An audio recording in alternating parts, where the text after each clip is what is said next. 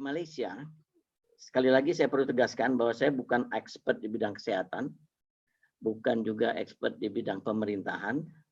Jadi jauh dari mana-mana, tapi hanya dari kacamata awam ya, dari kacamata dan dari perspektif yang mengalami musim corona ini. Jadi bagaimana yang terjadi di Malaysia, apa yang dirasakan, dan kemudian pengalaman apa yang disebut dengan sukses factor, atau dalam hal ini mengapa Malaysia begitu tanggap ya kalau dilihat dari kacamata yang lain, menyelesaikan atau katakan bukan menyelesaikan ya, pada saat ini menuju satu status tertentu ya, yang sebagian orang mengatakan flatten the curve ya, ada yang mengatakan menurunkan jumlah kasus baru dan seterusnya. Nah, untuk mendiskusikan hal itu, saya rasa yang paling baik adalah melihat secara totalitas, melihat apa sih sebenarnya yang terjadi, khusus untuk Malaysia dari perspektif orang yang mengetahui sejak 13 tahun terakhir ini keadaan di Malaysia. Saya rasa apa yang terjadi itu tidak lepas dari ekosistem yang terjadi sebenarnya di suatu negara atau di suatu tempat tertentu dengan segala macam perangkat dan instrumen yang dimiliki, ya, perangkat softwarenya maupun hardwarenya. Nah, kalau saya melihat pengamatan saya di Malaysia, kita mulai saja dari penggal waktu ketika awal tahun ya kan, sedang sibuk-sibuknya orang mengatakan di Cina, di Wuhan ya, terjadi kasus ini, corona ini. Waktu itu belum ada nama ya, masih disebut corona saja. Tadi kemudian belakangan ada nama jadi COVID-19. Di Malaysia pada saat itu terjadi krisis politik. Ada movement, ada satu kejadian di mana PM Mahathir Mohamad itu resign pada tanggal 1 Maret, dapat PM yang baru, yaitu Muhyiddin Yassin. Jadi begitu dia menduduki tempat itu, begitu juga langsung kena musibah ini. Jadi bisa dibayangkan ketika menstabilkan pemerintahannya belum sempat, maka beliau sudah dihadapkan dengan kasus ini. Tapi karena memang instrumennya jelas dan mereka mempunyai SOP tertentu untuk mengatasi setiap permasalahan, saya rasa setiap pemerintahan tentunya akan ada problem ya, akan ada suatu masalah yang internal, baik itu yang bersifat antar mereka sendiri maupun di luar gitu. Tapi secepat itu juga kejadian itu diambil alih dan secara tegas diumumkan pada saat itu bahwa untuk mengatasi COVID-19 ini, pemerintah Malaysia mengumumkan atau mengatakan langsung ya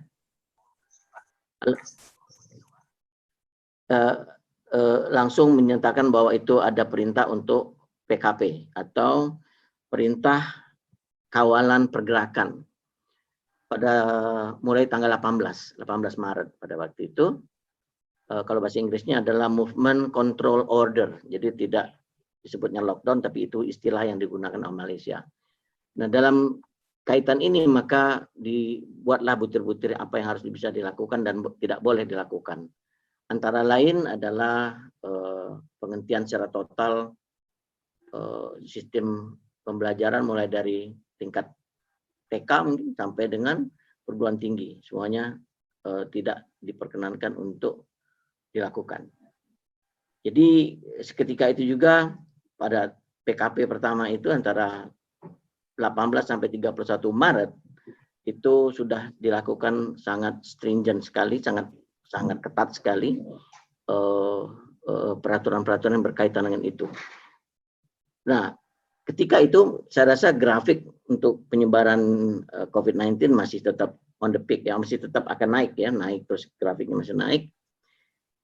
Maka untuk memperburuk situasi, ternyata pada saat itu ditemukan ada satu kegiatan yang membuat dampak sangat signifikan, adanya kegiatan tablik akbar, tablik apa namanya ini, jamaah tabliki jamaat mereka di Sri Petaling, yang ternyata setelah diselidiki itu ada 940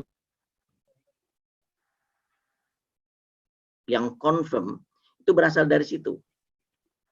Nah, pesertanya itu ya ternyata di Singapura, Thailand, Brunei, Indonesia pun ada juga.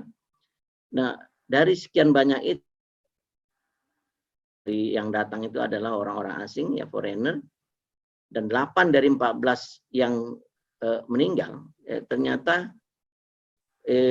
juga directly link ya katanya, berhubungan langsung dengan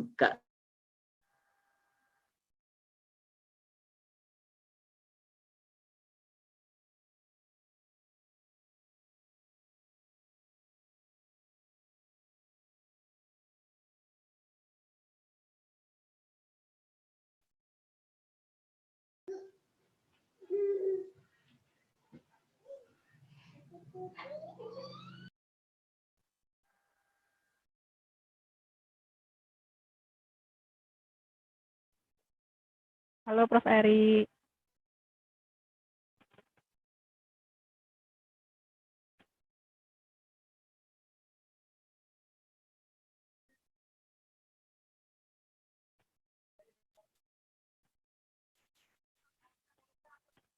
Halo, apakah Prof. Eri bisa mendengar saya, Prof? Oke, mungkin Prof. Eri sedang mendapatkan kendala ya, teman-teman TIDI. Saya juga mungkin kita akan tunggu beberapa saat, namun apabila Prof. Eri mungkin mendapatkan kesulitan, maka sepertinya kita akan masuk kepada pembicara kedua dari acara diskusi kita pada kesempatan kali ini. Prof, bisa masuk lagi, Prof? Sudah bersambung lagi. Insya Allah. Tadi tiba-tiba terpotong ya. Baik, saya punya waktu berapa menit lagi? Berapa menit lagi? Masih 10 ya, Prof. Oke. Saya tuntaskan dikit ya, maaf ya. Tadi gangguan teknis itu saya tiba-tiba hilang aja. Oke, ini sekarang saya switch ke yang mobile phone. Jadi suara saya bisa didengar ya? Bisa jelas, Prof. Saya lanjutkan. Oke. Jadi ketika terjadi awal-awal tersebut, jadi dampaknya sudah sangat signifikan, dan saya rasa mau tidak mau sebagai orang biasa ya, mungkin sebagian ada yang panik, ada yang tidak panik, ada yang cool itu ya. Yang jelas pada saat itu kita sebenarnya cukup shock ya pada keadaan awal-awal itu ya. Tetapi ketika sudah berjalan 2 minggu, mulai tanggal 10 kalau tidak salah, sudah 10, tanggal 25 kalau nggak salah, maka diumumkan PKP kedua. Jadi extend 2 minggu lagi, ada perintah kawalan pergerakan yang kedua, yaitu dari tanggal 1 April sampai dengan 14 April. Nah, di situ udah mulai menampakkan hasil yang positif. Berikutnya diperpanjang lagi, tanggal 10 April diumumkan bahwa kita akan masuk ke PKP tahap ketiga, yaitu tanggal 15 sampai tanggal 28 April. Jadi sekarang ini pada tahapan PKP ketiga, tahap 3, atau Movement Control Order tahap 3. Nah, yang menariknya di sini itu update itu sangat precise ya, sangat dikatakan kalau saya amati itu sangat detail dan diumumkan secara transparan kepada masyarakat, sehingga masyarakat merasakan seperti kami itu bersandar kepada data yang real. Jadi hampir semuanya oke, ini bisa diterima karena we are not the worst ya. Tetapi At the same time juga mereka melakukan effort yang luar biasa. Misalnya saya lihat di kejadian-kejadian itu betapa tegasnya aparat-aparat penegak hukum itu menjalankan, mengimpos itu. Contoh misalnya keluar itu untuk belanja pun tuh hanya kepala keluarga saja yang diperbolehkan untuk keluar belanja. Ya, jadi hanya satu orang per kendaraan. Kemudian ada yang saya lihat sampai di stop di jalan, antar negeri pun juga nggak boleh, disekat, ada razia gitu. Misalnya saya mengatakan kami keluarga ini karena ini ada kemalangan, ada yang meninggal, police officernya mengatakan oh tidak bisa, tetap mengikuti itu, yang tidak ini dikeluarkan dari kendaraan dan kembali, suruh balik lagi, putar arah gitu, walaupun itu kemalangan. Dan bisa di alternatif, bisa di reman itu di penjara atau di fine ya, kalau nggak salah 1.000 ringgit gitu. Tapi bukan di situ letaknya, adalah bagaimana seriusnya mereka melakukan law enforcement ini, sangat serius sekali. Dan satu kendali, satu kontrol. Jadi tidak ada yang itu menurut sana ya, negeri sana bebas gitu, agak sedikit longgar atau di sini terserah. Tidak bisa. Jadi satu Malaysia hampir dikatakan semuanya pakai kendali yang sama. Nah, menariknya lagi itu ada satu figure yang sampai akhirnya figure ini mendapatkan surat dari seorang anak-anak ya, saking ya dia berbuat itu dengan baik sekali menghandle ini. Kebetulan juga Direktur Jenderal juga, namanya itu yang selalu ada di surat kabar, bin Abdullah. Saya belum ingat, nanti saya ingat namanya. Oke, jadi ini figur Datuk Nur Hisam Abdullah ya, sebagai Director General of Health di Ministry of Health ya. Itu benar-benar convincing. Dia melakukan sesuatu yang sangat terstruktur, mengatakan bahwa kita harus tes gitu, ngikutin Korea katanya. Nah, nanti mungkin yang dari Korea Mas siapa tadi bisa memberikan lebih gambaran yang lebih real lagi gimana yang terjadi di Korea.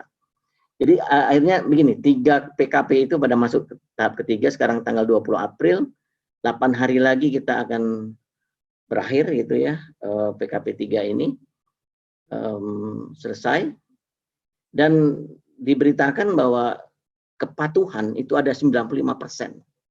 95% kepatuhan yang menurut informasi dari pemerintah itu diikuti oleh rakyatnya. Sehingga saya melihat di sini, wow, jadi benar-benar entah masyarakatnya atau ini yang patuh atau memang pemerintahan yang memiliki leadership yang baik. Yang jelas itu yang terjadi. Jadi 95% patuh untuk tinggal. Yang 5% atau 10% mungkin ya, paling banyak itu adalah yang apa namanya, yang balelo, mungkin yang masih tetap melanggar gitu.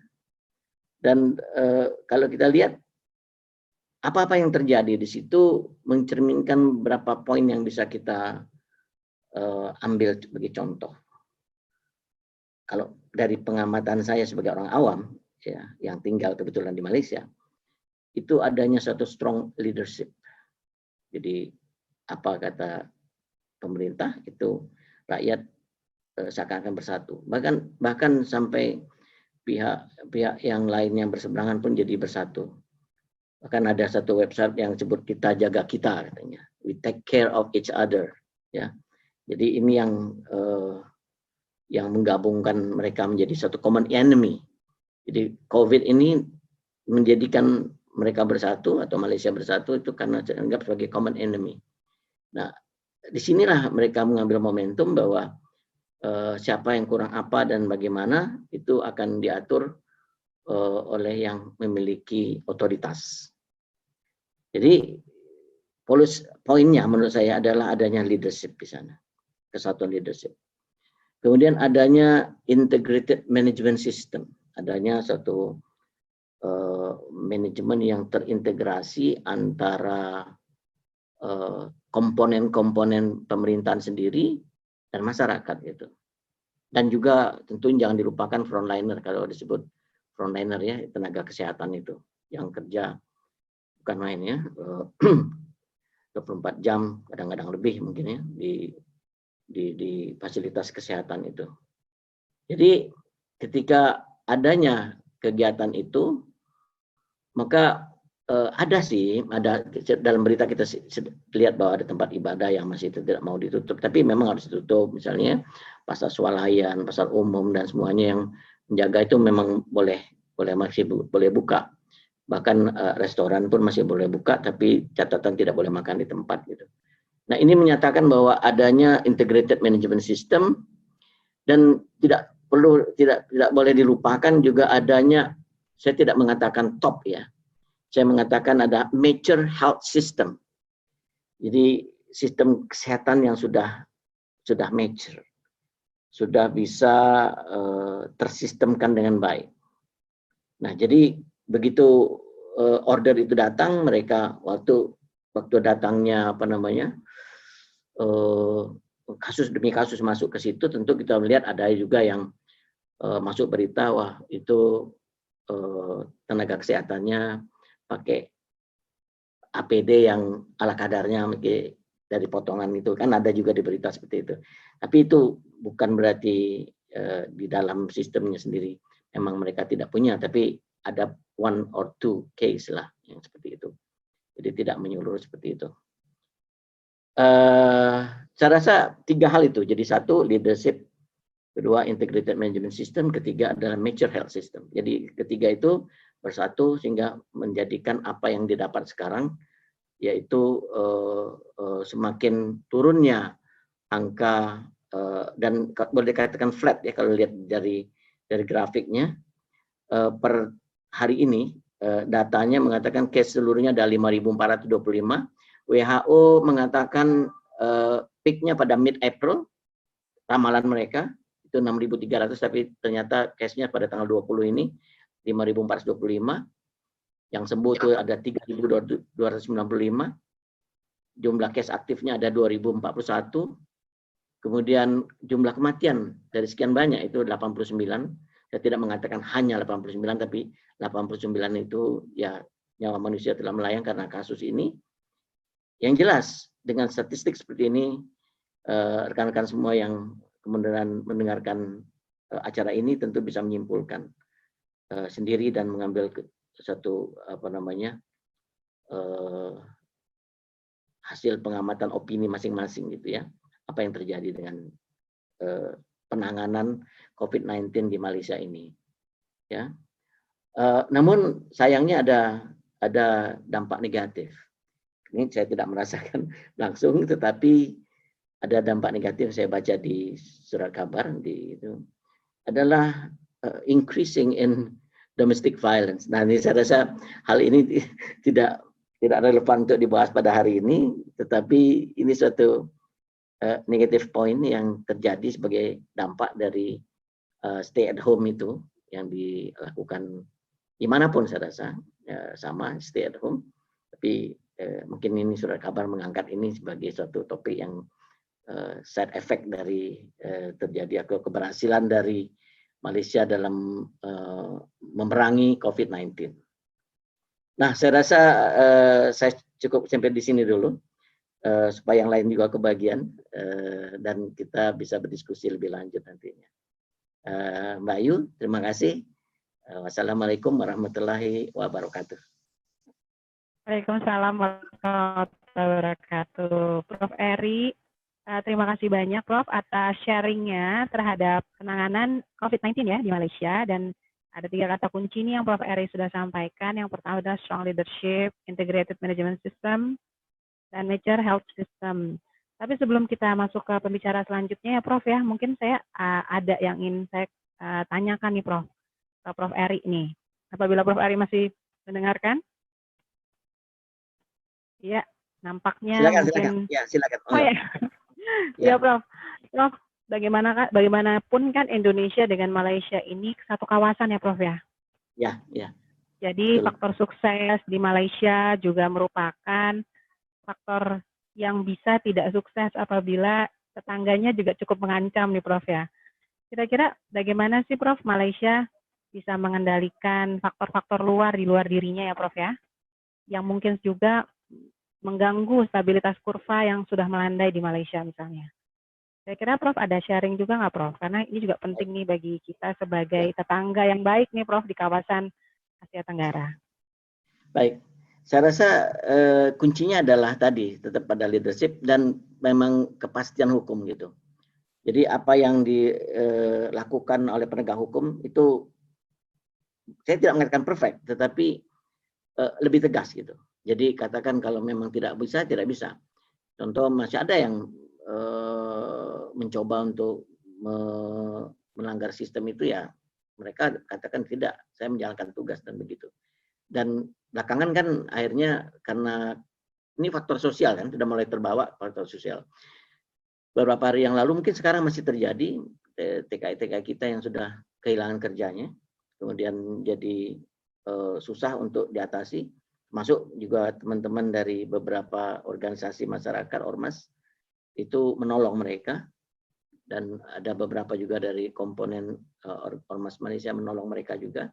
Akhirnya dibuka keran itu untuk boleh meninggalkan, sebenarnya tidak boleh keluar dari negara, tapi di Setulang Laut saya lihat dari Johor itu sudah mulai bisa pulang naik ferry ke Batam atau ke mana ya, ke pelabuhan terdekat. Itu justru dari pihak Indonesianya yang tadinya 15 dari 15 pelayaran hanya 3 boleh dari jam 9.30 sampai jam 12. Jadi itu juga kendala. Jadi kalau mereka menghadapi masalah dari kacamatanya Malaysia, karena ini human being, bukan apa ya, kalau mereka nggak makan sampai keluhannya macam-macam jadi masalah sendiri kan. Di lain pihak, pihak kita sebenarnya di Malaysia ini saya rasakan ada feeling willing to help sebenarnya, tapi kadang-kadang kita juga hesitant. Ada beberapa faktor yang menyebabkan tidak mau untuk menerima begitu aja bantuan gitu. Mungkin kita menjadi APD ya, karena anak saya ada 2 orang yang terlibat langsung dalam dunia kesehatan ini. Ya, beberapa kasus saya coba untuk tolong karena menghubung-hubungkan aja, bukan saya ini. Kemudian ada siapa yang punya APD, kemudian ini masih menjadi persoalan. Tapi di dalam pemberitaan kan hampir nggak ada beritanya bahwa itu kurang APD gitu. Nah, hal seperti itulah. Ya, di lain pihak kita juga mengekspor APD. Jadi kalau saya melihat ya, kalau kita memang betul-betul memang tulus untuk menyelesaikan ini, semua faktor egoistik kita itu harus for the side. Biarkan kita saling tolong-menolong, saatnya ini untuk saling tolong-menolong, melupakan semua hal-hal yang lain gitu, demi kemanusiaan. Saya rasa begitu. Oke, ya. Prof. Ini ada satu lagi nih, Prof, dari peserta diskusi, Prof. Dia dari Pak Ahmad Zakaria. Beliau bertanya, apakah ada semacam bantuan sosial untuk warga negara Malaysia, baik yang miskin, menengah, atau semua ya, dari kerajaan pusat atau pemerintah negara bagian, untuk diberikan nih kepada warga negaranya nih dalam masa COVID-19, atau apakah dengan bantuan demikian juga diberikan kepada WNA atau misalnya pelajar atau TKI, atau karena isu salah satu di Indonesia adalah demikian, Prof. Jadi mereka di lockdown di rumah, tapi kalau nggak kerja nggak makan nih, Prof. Kira-kira kalau di Malaysia seperti apa, Prof? Ini agak sensitif. Jadi betul. Jadi satu, misalnya komitmen dari para petinggi-petingginya ya, mulai dari yang paling tinggi lah, anggap aja PM ya, PM itu kalau nggak salah 2 bulan atau 3 bulan gaji nggak diambil, disumbangkan untuk itu, sampai ke bawah terus. Nah, kira-kira sampai dengan yang terdampak nanti itu akan dapat bantuan tuh, kalau tidak saya salah ini 500 ringgit bantuannya. Kemudian internet gratis gitu. Kemudian apalagi karena lockdown ya atau stay at home itu kan orang jadi bosan segala macam, itu jadi internet gratis. Yang jelas semua yang katakan kalau kami di dunia pendidikan ini yang DS 54 apa 53 kalau nggak salah nanti akan mendapatkan 500 ringgit gitu bantuan. Jadi dia berikan ke semua itu. Yang VK, yang profesor nggak dapat apa-apa. Malah mungkin kena dapat edaran dipotong 5% itu. 5-10%. Kena potong. Tapi nggak apa-apa, nggak masalah. Saya rasa nggak keberatan dipotong itu. Jadi saya pun terkena juga. Ya, jadi bagi saya rela dan ikhlas itu. Tapi itu makna keadilannya. Jadi ketika kita merasakan seperti ini, maka keadilan itu. Nah, yang jelas keadilan itu dijamin dan terstruktur itu tuh di Malaysia. Saya lihat lebih jelas gitu. Jadi tidak hanya berdasarkan orang per orang, niat per orang, tapi tersistemkan dengan baik. Jadi karena dipotong semua dan semua dapat gitu. Karena apa? Karena sistem pendataannya juga sudah terintegrasi kan. IC number itu bisa dipakai untuk apa aja. Jadi orang melarat, setengah melarat, konglomerat udah ketahuan ya dari itunya, dari IC number itu. Okay. Datanya di situ.